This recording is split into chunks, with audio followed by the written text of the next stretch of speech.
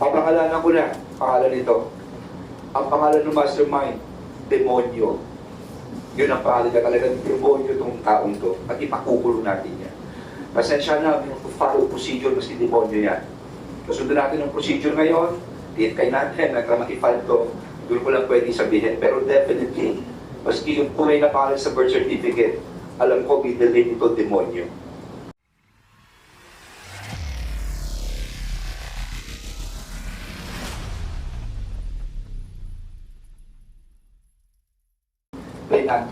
How can you plant anything na nakita mong pinako pa para makita?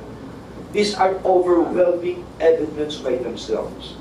So I'm asking the Mastermind, huwag mo nang parusahan pa sarili mo, sumubukan na.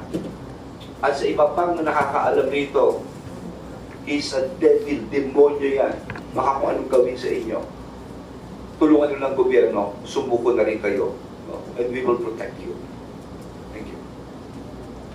Sir, para sa assessment lang po ng PNP at AFP, kanina po sir nabanggit nyo na hindi biro itong mga nakuhang mga armas kahit noong unang raid pa. Sa assessment po ng PNP at AFP, paano nyo i-assess yung nag-iipon ng ganito? May tutuloy po ba siyang facts or criminal law? Ako mismo, kitang-kita mo na eh. Bakit ka mag-iipon ng ganito karaming rifle, ganong karaming IEDs? At hindi pa yun, ha? Tama ang sinabi nila sa CIDG sa akin. Kung minsan na yung mga barrel na delikado talagang, alam mo na kung saan gagamitin para ipunin mo ito. Of course, sino gagamit niya? Naisipin natin at bakit hinukay na malalim. It will be used for future, diba? Purposes. Ganun pasimple ito eh. In any case, let the experts answer this. Ako, I have my own opinion about it. And definitely it is a yes. But let's ask General Santino and of course General Asurino. Thank you very much, sir. As shown by the confiscated different calibers of firearms, definitely they will be subjected to forensic examination because there might be a possibility that these firearms might have been used before in some of the incidents that transpired in Negros Oriental. So ito ay maaaring nagamit na or gagamitin in the future. So these things will be subjected to forensic examination, ballistic examination. Baka mag-hit dun sa mga mga naging biktima ng krimen sa Negros Oriental. And yes, definitely by the volume of the firearms that were confiscated, definitely this is a means of the group or those who procured and who possess these firearms. It would mean that they have a group that they are using for their illegal activities and nefarious activities in the area. Thank you. Bago sagutin ni General Santino, pakibalik lang yung previous slide. Pakibalik lang. Isa pa. Look at the one on the right side. Sniper yan, ha? Sniper yan. Yan yung mga pangmalala yung bakit ka kukuha ng ganyang barrel? Hindi lang high power, sniper. At ilan yung ganyan? What does it mean? And IEDs. That by itself, mas mapinaplano nito. That by itself. I mean, ito yung binapatok rin sa ating mga kabayan. Pag-isipan nyo, isang taong puro ganito ang dala, nagpapasabog pa, ako, hindi pa tinupo ito. General, please. Yeah, good afternoon. Just by looking at these items, sa volume, quantity, sa caliber, sa type ng firearms, we can say na lalo na isang incident ito nakuha, so nagkasama-sama itong nakuha. So we can surmise that posible na ginamit ito for a purpose of defense activities. So, yan, nakikita naman natin sa harapan natin.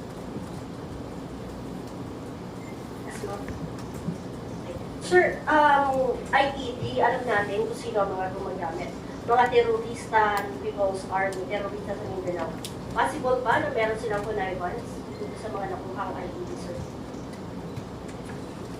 Ang sa atin lahat ng anggulo ay pag-aaralan po natin.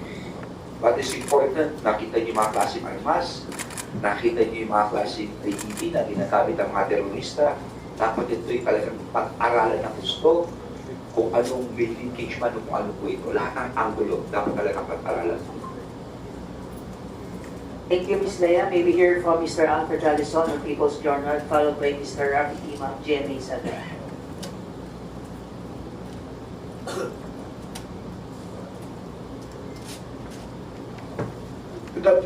Good afternoon, Secretary. And to the Chief, good afternoon po. Sir, kay Chief PNP, maybe no, ano po yung mga baril na yan? And yesterday or last Saturday, meron pang another raid in Negros na meron mga 9,000 plus na ammunition na na-recover. Are those materials legal?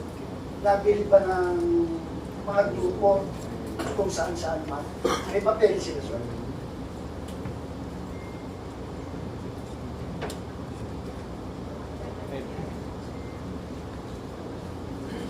Okay. Those firearms that were confiscated, definitely we have to look into the serial numbers of the firearms that are confiscated, and titingnan din natin kung nakalisensya yan. But one thing is definite, these firearms should not be in the possession of the subject of the search warrant.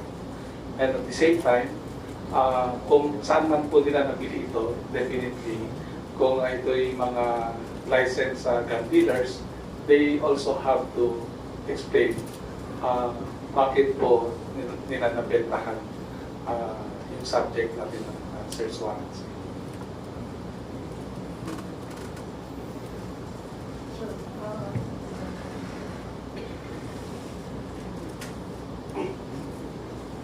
May I ask this question to the legal counsel of the CIDG, sir?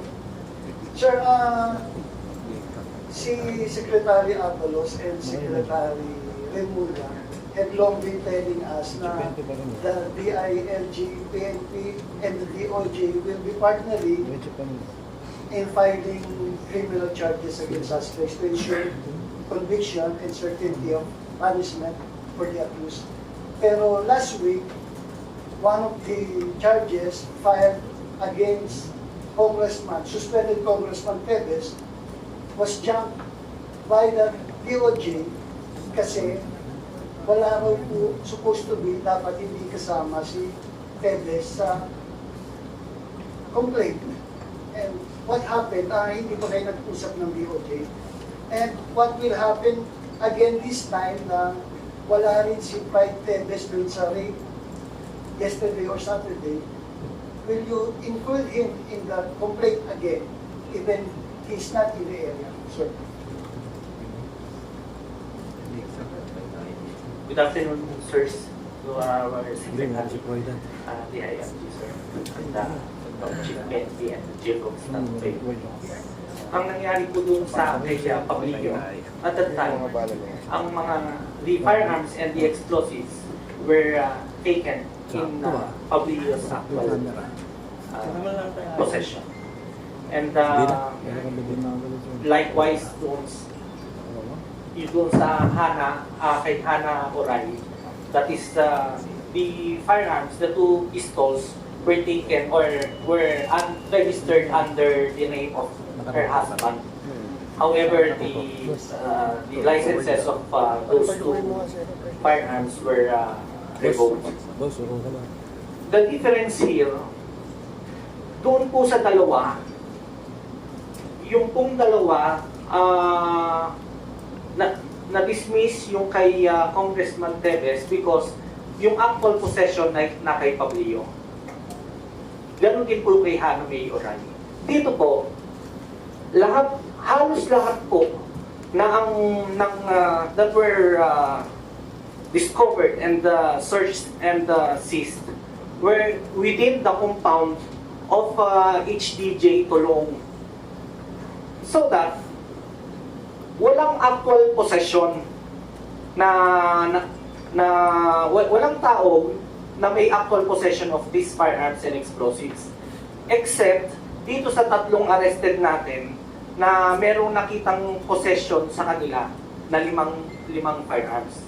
So that is the difference. So I think this the result of the implementation of the this second search warrant mukhang matibay po ang maipa-file nating mga kaso.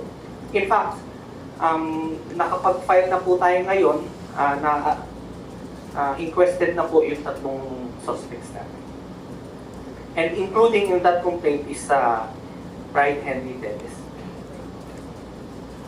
What is important is due process is at work here. Kung tama, file. Kung hindi tama, hindi makapile. Ganun kasimple.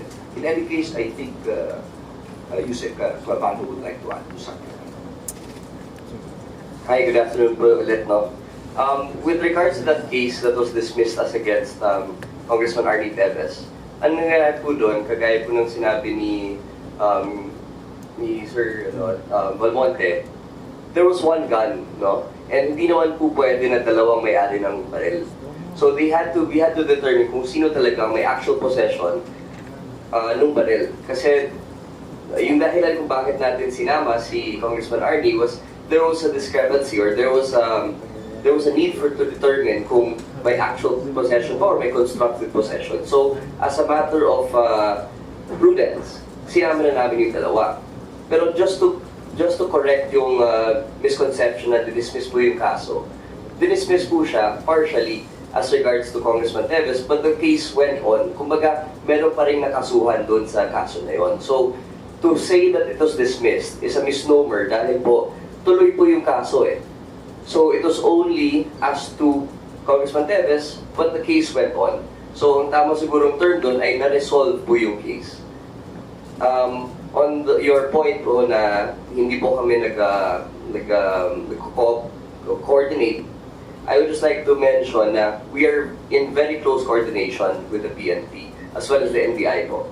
The prosecutors are working hand in hand now, which is a vision that Secretary Abalos and Secretary Mulya already mentioned from the get-go. Nung simula pa lang ng administration po, gumawa po si Secretary Abalos at si Secretary Mulya ng isang joint program.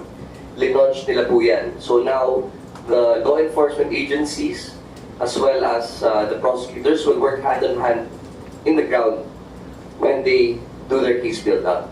Kaya po yung mga ganitong bagay, mawawala na po yan. We will be able to file very solid cases from now on dahil po sa ginawang joint program ni Secretary Abalos at ni Secretary Mulya. Sila po, no? Just to correct the connotation. Sir, last question. Will you also recommend the cancellation of the LTAP of Pride Teves and the other people kung hindi pa nare-revoke this time? Definitely that would be the subject of the inquiry or the investigation that will be conducted by the Chief of the FTO and we did it at him kung anong magiging recommendation niya. Thank you, sir. May we hear from Mr. Ravi Tima, sir, followed by Mr. Kim Salinas of Zone TV.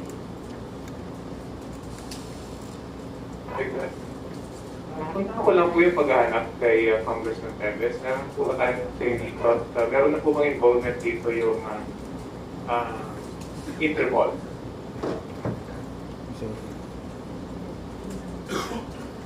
Actually, no, kasi dapat maintindihan natin ang proseso ngayon. No? Correct me if I'm wrong, Yusek Nico. Sa ngayon ba, meron naman na i-file labang kay Teves na desisyonan na ng DOJ o wala pa? Against Congressman Arnie Teves. Just for the record, para alam na ating kanubayan. like it's still under, it's pending preliminary investigation. Dahil po kailangan po masabina si Congressman Tevez, he has to submit his counter affidavit, and it goes through the normal preliminary investigation process. Yung kaibahan po, with the inquest proceedings, madalian po yun dahil nasa custody na po yung mga na subject of warrantless arrest. Yung mga hindi po na subject ng warrantless arrest, they have to go through a longer process of preliminary investigation. So, klaro po yan, no, sa mga nakikinig. Meron po tayo mga batas na sinusunod dito. Kamukha nga sinasabi ni Yusek Pico, yung ordinaryo ay papabayaan ka sumagot. Sumagot ka, may hearing yan. At kung matalo ka, yun doon ay iaakit yan. No? So, sinusunod natin ang tamang proseso dito. Kung mangyari yun, iaakit na natin ito sa International Police dahil magkakawarrant dito. No? At yung sinasabi naman, yung isang bahagi naman, yung subject of warrantless arrest, may mga exception yan. Pero inuulit ko, ito yung nagpapatunay lamang na ang task force na ito ay talagang sinusunod po namin kung ano sinasabi ng batas. Yun na po yun. Thank you. Just to clarify po, so yung involvement ng Interpol, wala po rito in terms of intelligence gathering kasi of course, alam natin yung mga balibalitang naglilipat lang siya ng mga bansa. Yung effort natin to gather intelligence on these whereabouts. Well, sa totoo lang, Rafi, no? Andito ang NICA, andito of course ang AFP, ang PNP, may kanya-kanya intelligence report yan eh. Kaya nga dito, talaga full of the nation approach ito. Pero kamukha ng sinasabi ko, no, hindi ko lang pwedeng sabihin sa ngayon sa ating mga kababayan, we are doing our homework here. Yung dapat gawin ay gawin namin at ina-assure ko sa isang bagay lang dito. Number one, lahat iladaan namin sa proseso. And number two, paulit-ulit namin sinasabi at pinapangako ng ating mahal na Presidente, justice will be served. Justisya ay makakatapunan. Salamat po. Last question ko po. Sa dami po ng mga armas na nakuha dun sa compound, meron po bang somehow intelligence na may nag-aamas na ng ganito kadaming mga armas and going forward, meron po bang effort ang ating AFP at PNP to monitor kung meron nag-aamas ng mga ganito kadaming mga armas and high-powered kasama pa itong sniper rifles? Thank you. Siguro ibibigay ko ang mikropono of course kay ating Chief of Staff, Sentino at kay ating Chief. No? Pero ito lang masasabi ko sa ating mga kababayan. Meron pong nabuong team, task force for the disbandment of private army group. Ito yung nag-ooperate kami sa Mindanao. Basically, it's the same team. No? Ako po yung lagi head ng chairman nito. Ang mga vice chairman po nito ay of course ang ating Secretary of the National Defense. Kasama po ito ang PNP, ang AFP. Naging very effective po kami. Marami pong nakukuha. Kaya nga, this will be the same team na gagamitin namin for the disbandment of private army. Hinihingi po namin ng sa ating mahal na Pangulo. Kasama po, of course, si General De Leon. Napaka-importante niya po dito sa dito. At NBI, kasama rin po. No? Lalo na kayo mag-e-election tayo. Dapat mabuwag ang ganito mga private army group. No? So, depende siguro sa lugar. What is important, kamukha ng pinakita nitong Task Force DEGAMO, kung nagsanib-sanib ang puwersa ng gobyerno rito, talagang matutukoy natin talagang, actually, mahuhuli naman, pero mas madali ang trabaho kung sama-sama lahat. No? General Sentino, baka pwede nyo masagot kung meron daw tayo nahuli o sa inyo kapag-alam na ganito kadami sa mga private army groups.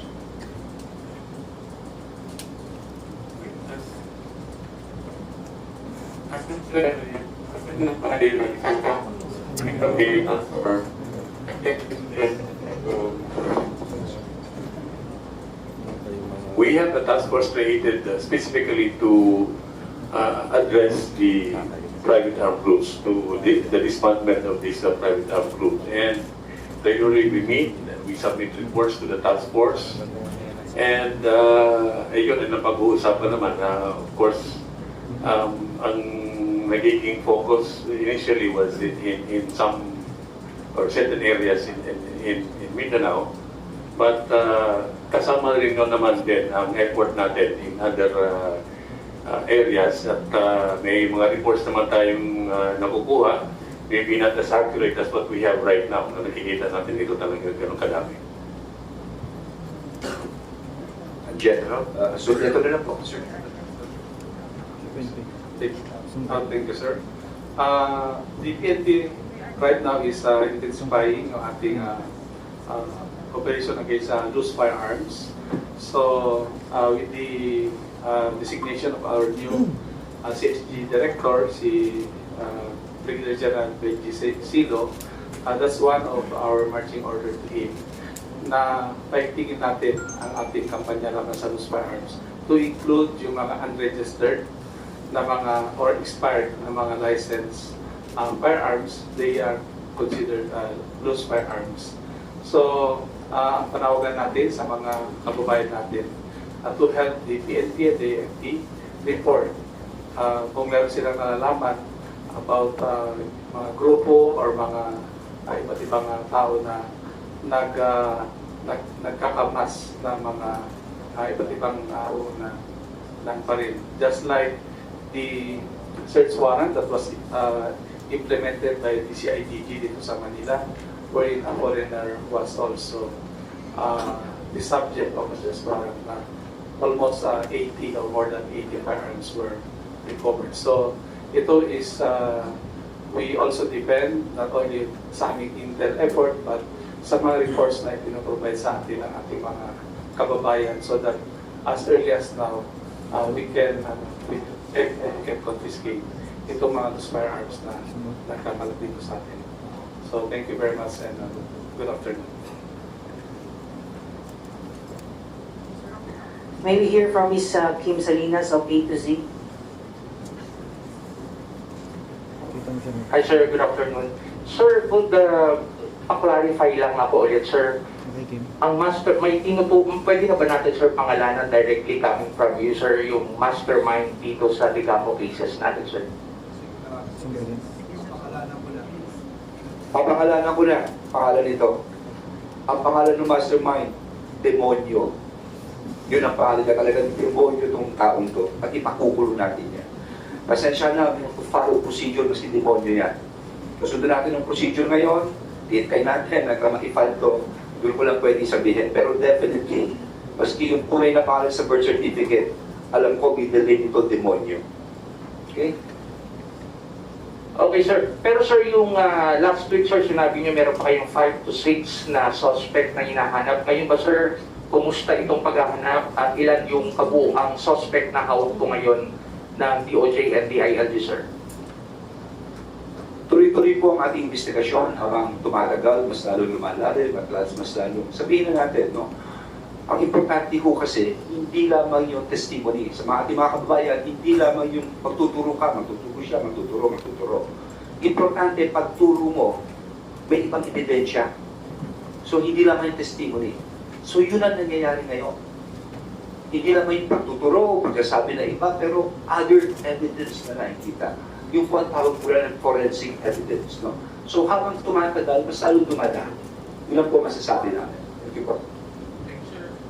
Thank you, sir. May we hear from Ms. Rich Javier of CNN Philippines, followed by Ms. Denise Osorio of Global Daily New York.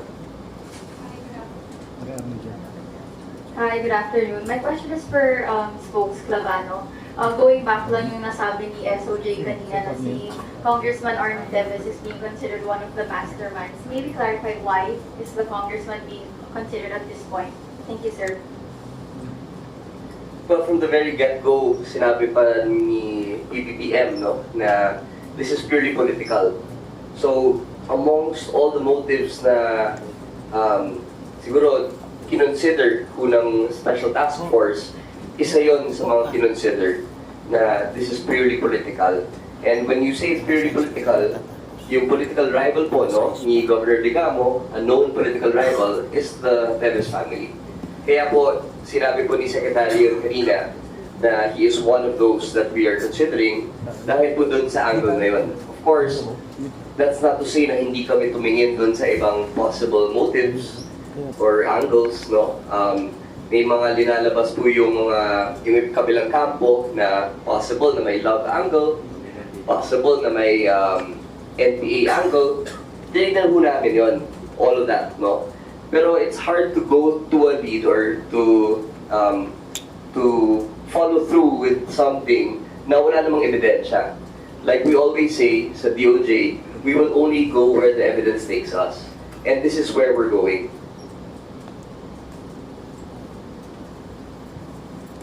Thank you, sir. Good afternoon. This is for Attorney Pavan as well. So, as mentioned, the SOJ has name dropped Congressman or suspended Congressman Teves.